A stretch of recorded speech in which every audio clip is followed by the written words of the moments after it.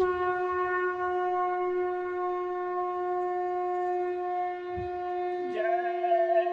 गुरुदेव। जय गुरुदेव।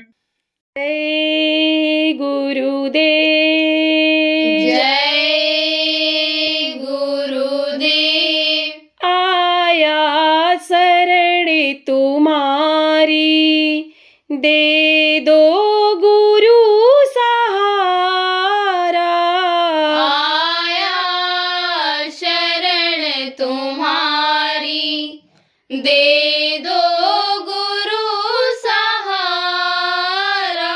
सतगुरु तेरे जहाँ में सब कुछ लूटे हमारा। सतगुरु तेरे जहाँ में सब कुछ लूटे हमारा। पापों का बोझ लेकर जिंदा रहूं मैं कैसे। पापों का बोझ लेकर जिंदा रहूं मैं कैसे। अब तो गुरु जी दे दो चरणों का हमें सहारा। अब तो गुरु जी दे दो चरणों का हमें सहारा। आया शरण तुम्हारी, दे दो गुरु सहारा। आया शरण तुम्हारी, दे दो गुरु सहारा। मझधार में है नैया, सेवक तुम्हें पुकारे। मझधार में है नैया, सेवक तुम्हें पुकारे। इस दास पर दया की कर दो नजर दोबारा। इस दास पर दया की कर दो नजर दोबारा। आया शरण तुम्हारी, दे दो गुरु सहारा। आया शरण तुम्हारी, दे दो गुरु सहारा। भक्तों पे तेरे जब जब संकट के दिन है आए। भक्तों पे तेरे जब जब संकट के दिन है आए। धर धर के रूप लाखों, तब तब उन्हें संभाला। धर धर के रूप लाखों, तब तब उन्हें संभाला। आया शरण तुम्हारी, दे दो गुरु सहारा। आया शरण तुम्हारी, दे दो गुरु सहारा। कहता है दीन बालक, ये आरज़ू है मेरी। कहता है दीन बालक, ये आरज़ू है मेरी। इस दास पर दया का हो हाथ ये तुम्हारा। इस दास पर दया का हो हाथ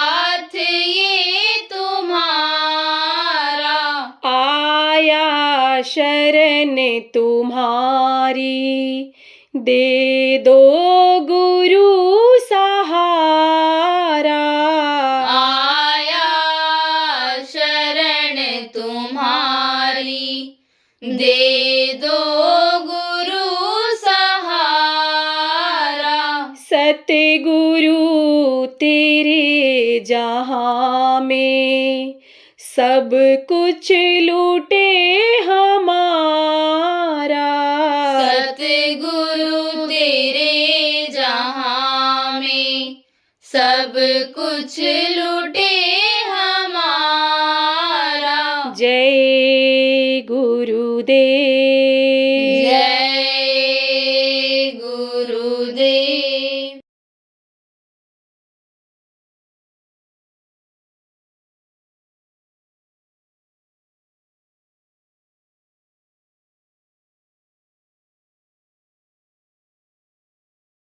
यह जो सूरत शब्द योग की साधना है यह की जा सकती है। आप समझो कि पहले का जो योग था उसमें तो उम्र ज्यादा होनी चाहिए थी, क्योंकि उसमें शरीर को कष्ट देना पड़ता है। अष्टांग योग हठ योग में कुंडलिनियों को प्राणायाम करने में शरीर को कष्ट देना पड़ता है। इसको तपाया लोगों ने, इसको समझो कि एक पैर से खड़े रहे, एक हाथ ही उठाए रहे, बहुत से लोगों ने हठ योग किया तो इसमें कष्ट होता है। अब आप ये समझो कि पुरुषों को ही उस समय इन लोगों ने अधिकार दिया, क्योंकि इनके शरीर की बनावट ही ऐसी है पुरुषों की कि जो वो पीछे की आंखों के नीचे की ये चक्रों वेदन आदि की जो साधना है वो यही कर सकते हैं। क्यों? क्योंकि जो औरतें होती हैं इनके अंग कोमल होते हैं, इनमें सुराख भी ज़्यादा होता है। जैसे शरीर में जो यहाँ कान मुँह या सब जो सुराख हैं इनमें सुराख भी ज़्यादा होता है, तो इनके लिए मुमानियत हो गई थी। इनको मना कर दिया था कि तुम नहीं कर सकते हो, तुम्हारी मेहनत बेकार जाएगी, इनको करने दो।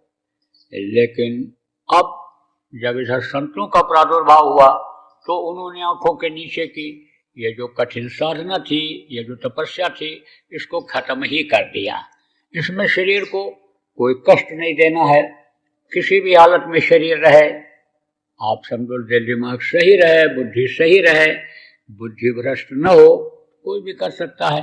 तो बच्चा भी कर सकता है। ध्यान ही इसमें लगाना है, दुनिया की तरफ से ध्यान को हटा करके और इधर लगाना है। किधर? जिधर गुरु ने हमको आपको बताया उधर लगाना है, एकाग्र करना है। दोनों आंखों को ध्यान लगाते समय एकाग्र करना है। तो जब एकाग्र करते हैं तो मन वहां पर एकाग्र की जगह पर कहा गया कि रोका करो।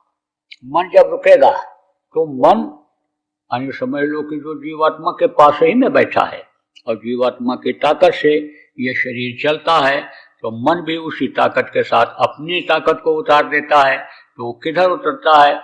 ये चलाने के लिए शरीर को ये जो जगह जगह स्थान बने हुए हैं, ये जैसे ये कंठ चक्र है, ये समझो हृदय चक्र है, ये नाभि चक्र है, और समझो कि ये समझ लो कि इंद्रिय चक्र है, और वो जो मल त्याग करते हो गुदा चक्र है। तो इन चक्रों पर वो पड़ता रहता है और इससे ये चक्र चलते रहते हैं। तो चक्र जब ये चलते रहते हैं तब समझो कि वो जो तत्वों से अंदर की जो रचना हुई है शरीर के बनाते समय, वो इससे सक्रिय हो जाते हैं, चक्रों से ही सक्रिय हो जाते हैं।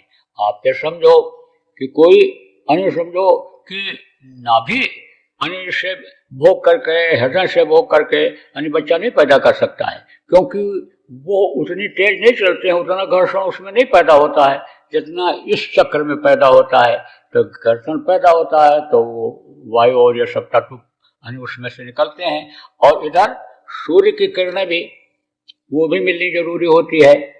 ये अगर न मिले तो अग्नि कमजोर हो जाएगी। सूर्य की किरणें जब नहीं मिलती हैं, गर्मी नहीं मिलती है, तो शरीर रोगी हो जाता है। तो डॉक्टर लोग कहते हैं कि विटामिन डी की कमी हो गई, सी की कमी हो गई, धूप में बैठो, धूप में चलो, अंगों में धूप लगना चाहिए।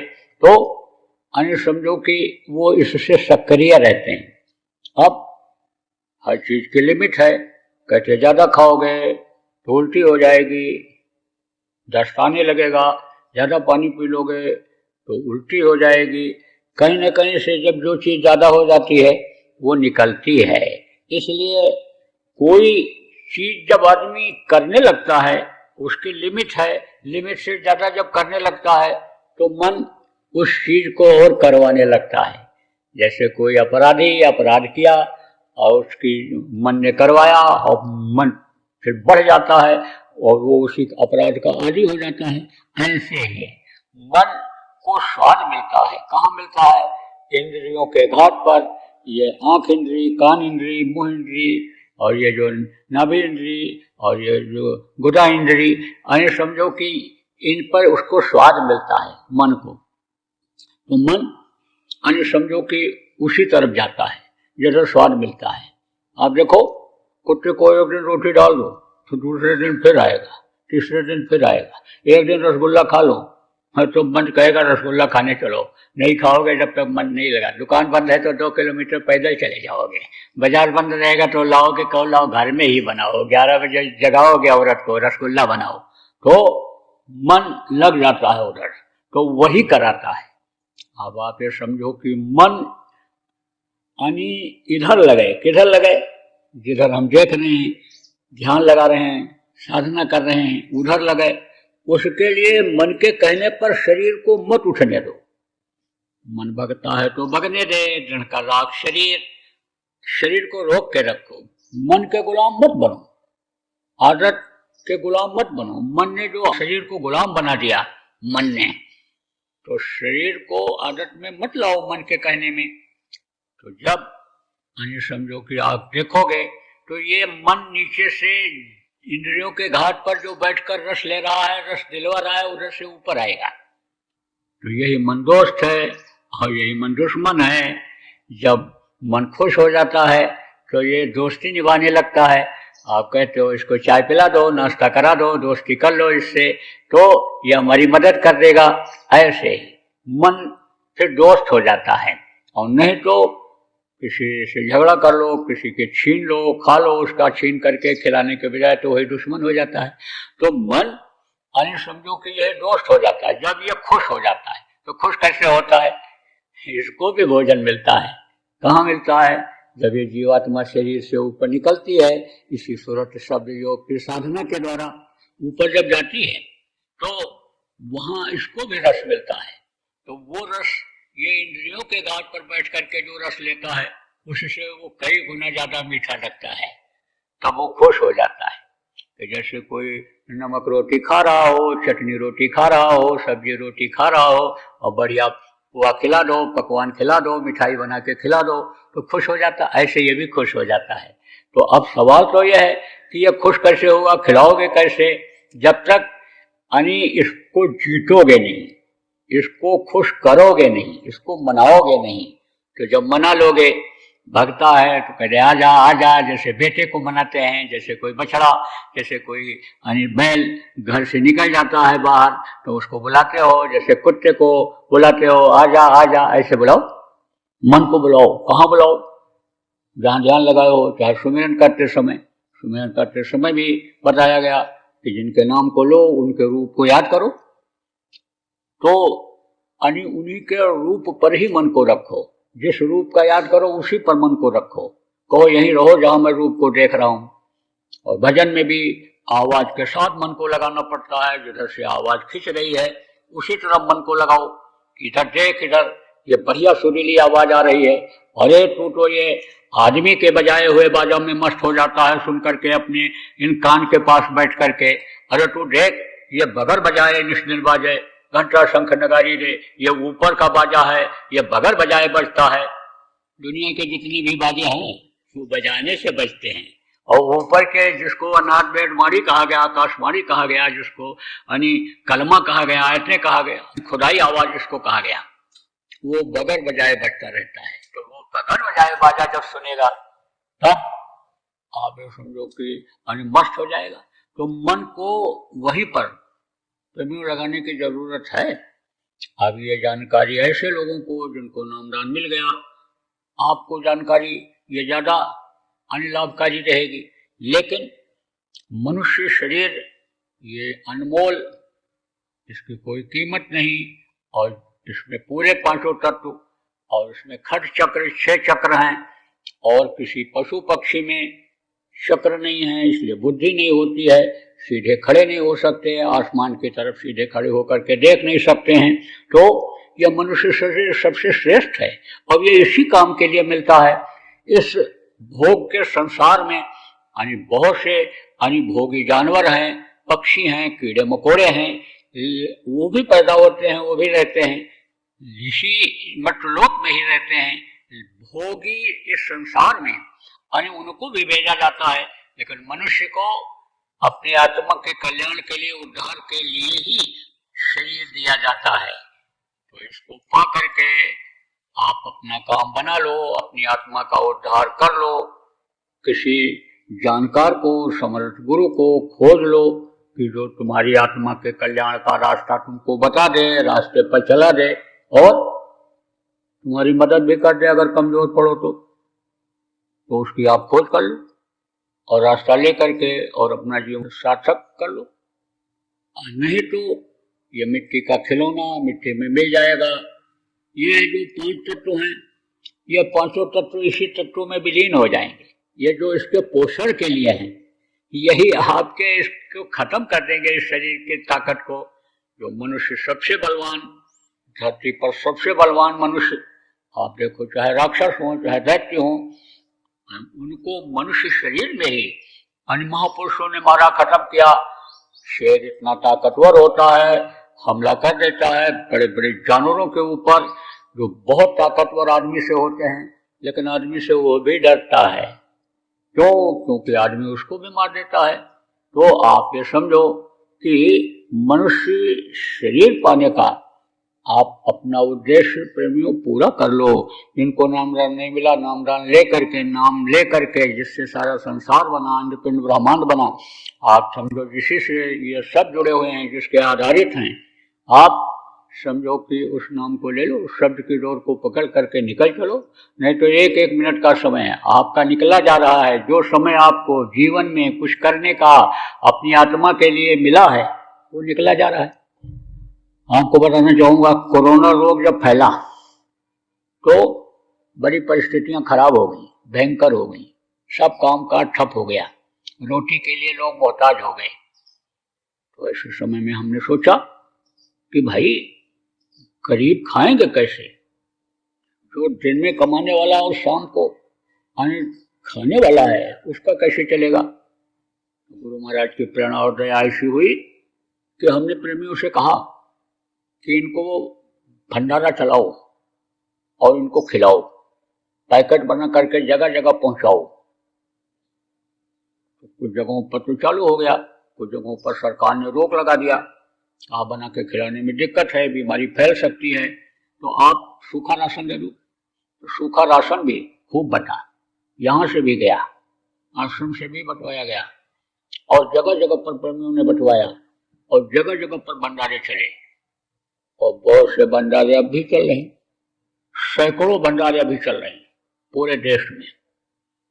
और पैकेट बना करके भी लोग जा रहे हैं बांटने के लिए। तीर्थ स्थानों पर जगह जगह जहाँ जरूरत है, वहाँ प्रेमी भंडारा लगातार चला रहे हैं, खोल दिए भंडारा, कोई भी आवे खाए। आप ये समझो, कहते हैं खिलाने से कम नहीं होता है, और बल्कि बरकत होती है, बढ़ती है। अच्छे काम में खर्च करने से बढ़ती जाती है, लक्ष्मी खुश हो जाती है। होता ना सीकर राजस्थान में, वहां पर एक सोहनलाल दुग्गल दानी हुआ, तो शाम को 4 बजे से दान देना शुरू करता था। ऐसे उठाता था और ऐसे हाथ में रख देता था और नीचे ऐसे देखता रहता था।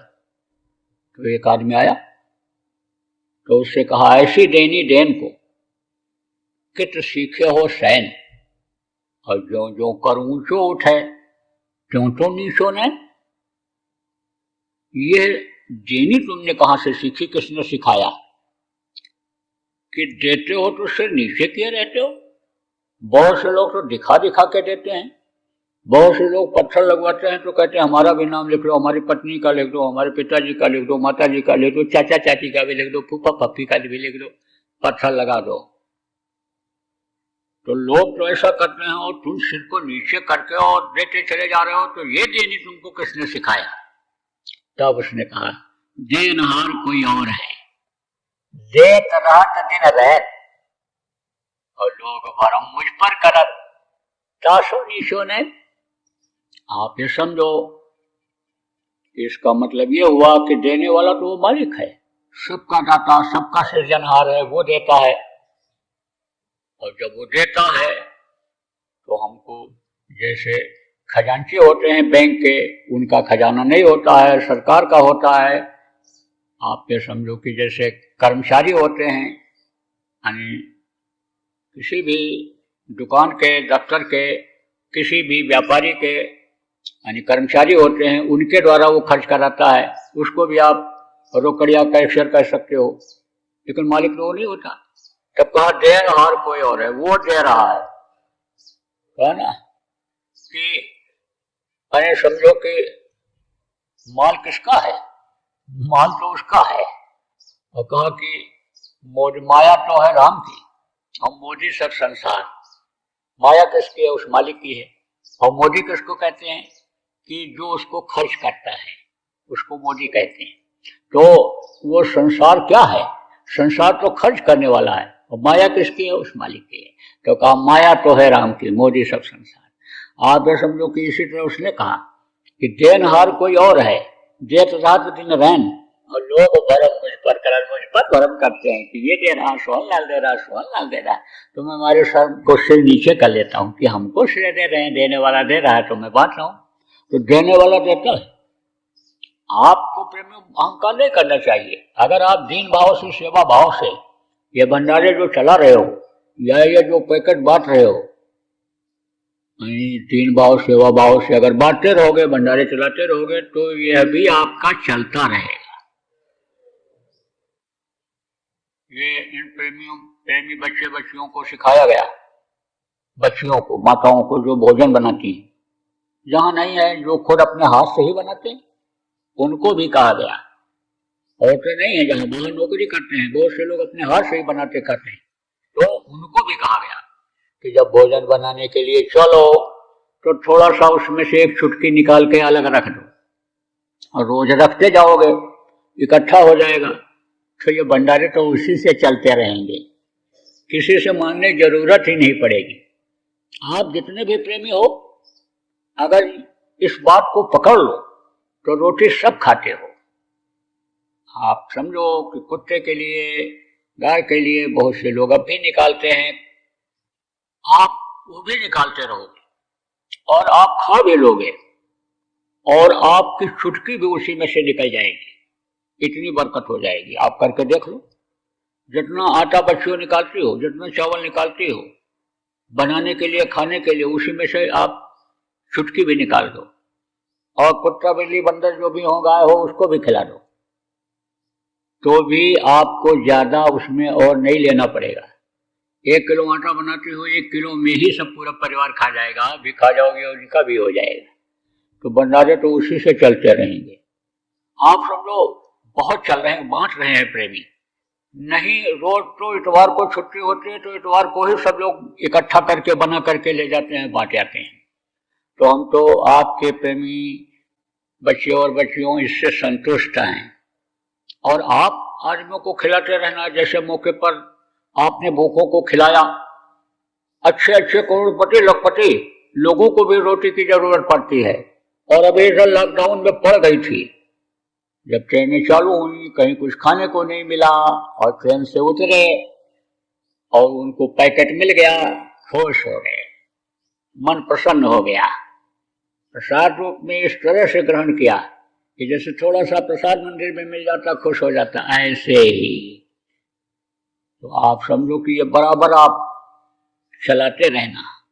कुछ लोगों ने योजना बनाई है और पहले से भी इनकी रही है कि जहाँ मेला लगता है, जहाँ आदमी ज़्यादा इकट्ठा होते हैं, वहाँ समय समय पर चला दिया जाए।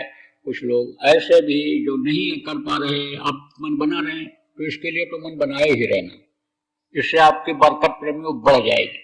और जो करने लगे होंगे, आपने देखा होगा, आपने अनुभव भी किया होगा अब दूसरी बात यह समझो कि जो माँ यानी इस शरीर की रचना में मदद करती है, रज का दान देती है, वो प्रमुख माँ मानी जाती है।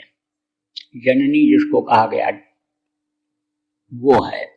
लेकिन धरती तत्व अगर न मिले, धरती पर अगर समझो पैर जो सबसे पहले रखना पड़ता है वो अगर न मिले तो ये शरीर नहीं बढ़ सकता है, पोषण नहीं हो सकता है। तो धरती भी माँ ही है। आप समझो कि रज का दान देने के बाद बच्चे को माँ के पेट बाद दूसरी माँ धरती ही है, क्योंकि धरती पर पैर रखना पड़ता है। तो आप प्रेमियों को ऐसा काम न करो कि इस धरती को खतरा पैदा हो जाए या धरती अपनी धरती माता गंदी हो जाए। अपनी माँ को थूक लग जाता है, बदन में बुद्धि हो जाती है, गंदगी लग जाती है, ऐसे गंदगी लग जाती है तो आप साफ करते हो। ऐसे ही आप जैसे अपनी माँ को नंगा नहीं देख सकते हो, कपड़ा पहनाते हो कि हमारी माँ ठीक लगे देखने में, ऐसे इस धरती की शोभा है। क्या शोभा है? ये पेड़ और पौधे और ये पत्थर और ये नदी और नाले, ये सब इसकी शोभा है। तो इसकी शोभा को बनाए रखो, इसको खत्म मत करो। और इस धरती के ऊपर खून न बहने पावे, गंदा न होने पावे, ऐसा कोई काम आप लोग न करो कि जिससे यानी ये धरती खून से लथपथ हो जाए, ये अपनी धरती माँ गंदा हो जाए। अब वो यानी बहुत से तरीके ऐसे हैं कि जिसको गंदा करने से इसको बचाया जा सकता है। तो आप इस पर सब विचार करते रहो कि हम इसको खुद न गंदा करें, और जो गंदा करने की नियत बनाए हुए हैं उनको भी समझाते रहें, उनको भी ये कहते रहें कि ये माँ है, इसको साफ सुथरा रखो और खून इस पर मत बहने दो, इसको कलंकित मत होने दो, बराबर समझाते रहो। और तीसरी माँ कब मिलती है? कि जब इस शरीर के पोषण की जरूरत होती है। माँ के पेट में जब बच्चा रहता है तो वो परमात्मा की शक्ति से यानी वो जिंदा रहता है। आप ये समझो कि उसका दर्शन जब होता रहता है तब वो जिंदा रहता है। और माँ जो खाती पीती है, जिस तरह की हवा लेती है, उस हवा से, उन चीजों से उसका शरीर का पोषण होता रहता है। लेकिन जब बाहर निकलता है तो वो शक्ति कम हो जाती है, क्योंकि किसी की आंखों में देखो तो उसकी दया मिलती रहेगी, उसको उसके पर प्रेम पैदा रहेगा। और आंखें नहीं देख पाती हैं जब, तो प्रेम में कमी आ जाती है और आप समझो कि वो दया, वो चीजें नहीं मिल पाती हैं। तो आप समझो कि जब बाहर निकलता है, दर्शन होना बंद हो जाता है, तो वो तत्व, वो दया नहीं मिल पाती है कि जिससे माँ के पेट में पलता रहता था, बढ़ता रहता था। तब किस चीज की जरूरत होती है? दूध की जरूरत होती है। तो माँ दूध पिलाती है वो। और एक दूध पिलाने वाली और कौन माँ है?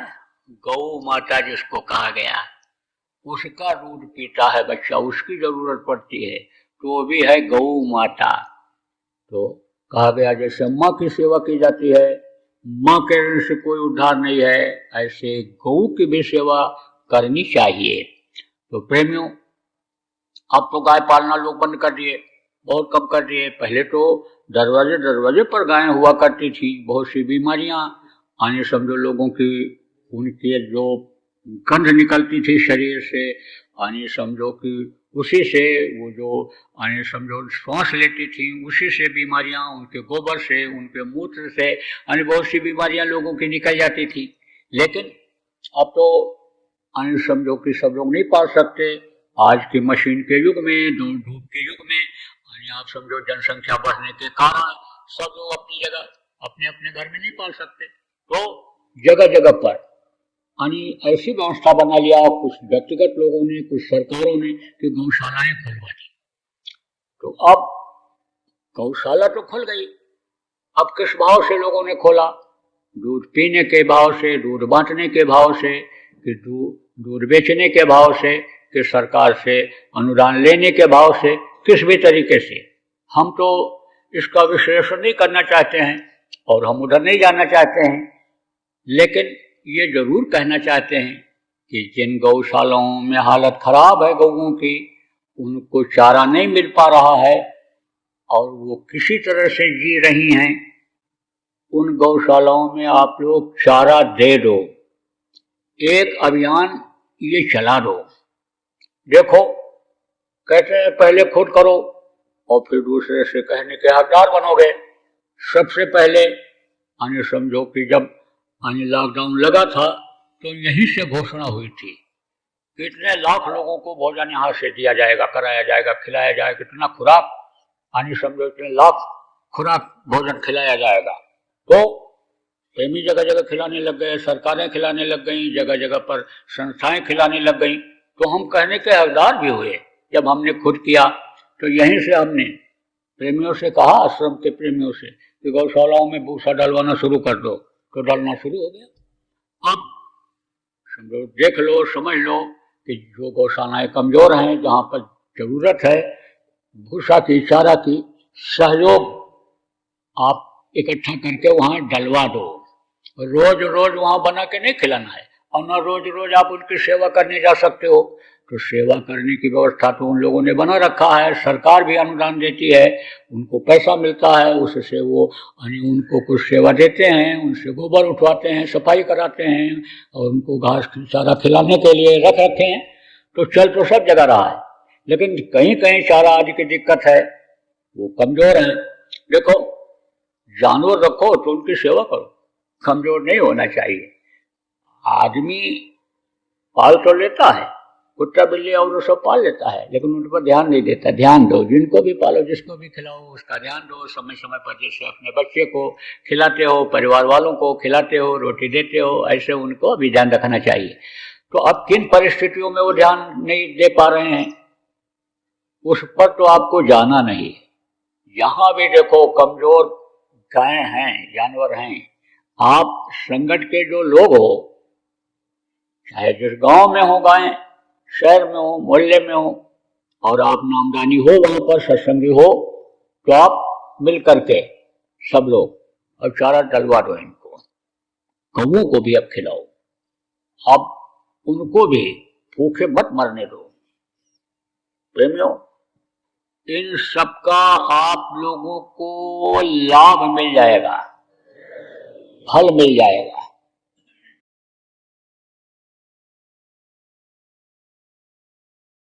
कि डम डम डम डम महादेव का डमरू बजने वाला है, अब कुछ होने वाला है, वक्त बदलने वाला है। आज की तारीख आप नोट कर लो। आज तारीख है 8 मार्च 2024 और महाशिवरात्रि की तिथि है। अगला महाशिवरात्रि तक आने तक आपको बहुत बड़ा परिवर्तन दिखाई पड़ेगा, डमरू का असर दिखाई पड़ेगा। संकेत उन्होंने कर दिया और अब उनका डमरू लोगों को पता चलेगा। आगे क्या होने वाला है वो टेलर वो दिखाएंगे। सिनेमा देखने जाते हैं जो लोग, उनको मालूम है टेलर क्या होता है। जब आधी पिक्चर हो जाती है, ख़त्म हो जाती है, तब आने वाली पिक्चर का कुछ हिस्सा पानी पेशाब के लिए जो इंटरवल होता है उसमें दिखाते हैं। तो टेलर अपना दिखाने लगेंगे और टेलर दिखाने के बाद आप ये समझो कि इनका तांडव होगा। तांडव किसको कहते हैं? ये ऐसे जैसे ये तखत है, ये ऐसे धम धम धम, जिस पर कोई ऐसे ऐसे नाचने लगे, पैर पटकने लगे, तो उसको तांडव कहते हैं। ऐसे ये धरती पर पैर मारेंगे, चेतावनी फिर देंगे, और जब नहीं मानेंगे तब काल के गाल में बहुत से लोग समा जाएंगे। जय गुरुदेव। सरकारी व गैर सरकारी अनुदान के लिए बिना सत्संगियों के सहयोग द्वारा जनहित के कार्यों में लगी हुई बाबा जय गुरुदेव धर्म विकास संस्था का मुख्यालय पिंगलेश्वर रेलवे स्टेशन के सामने मक्सी रोड, उज्जैन, मध्य प्रदेश में है। यहाँ पर सत्संग व नामदान का कार्यक्रम होता रहता है। अतः आप श्रोताओं से अनुरोध है कि बाबा उमाकांत जी महाराज के आश्रम उज्जैन एक बार परिवार सहित जरूर पधारिएगा। आपके सुझाव के लिए व्हाट्सएप नंबर 9575600700। जय गुरुदेव, जय गुरुदेव।